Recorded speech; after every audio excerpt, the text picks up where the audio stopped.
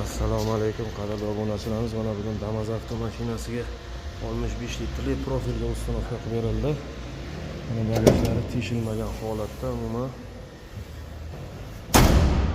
oldi qismiga keladigan bo'lsak 301 kulchatlari bilan qo'yib berilgan. Reduktorlari original, mana zapravochnilari.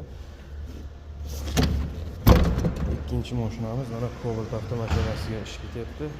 Unga Alex Pico migalar bilan uстановка bo'lyapti. Original reduktor, original rail injektorlari bilan. Bagaj qismiga keladigan bo'lsak 90 litrli gaz bilan uстановка bo'lyapti.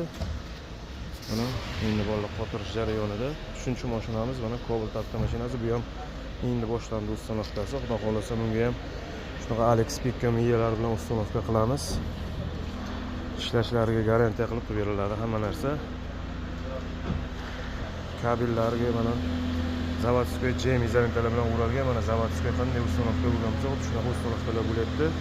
Kimga shunaqa xizmatlar kerak bo'lsa, pastda telefonlarimizni qoldiramiz, aloqaga chiqarasizlar.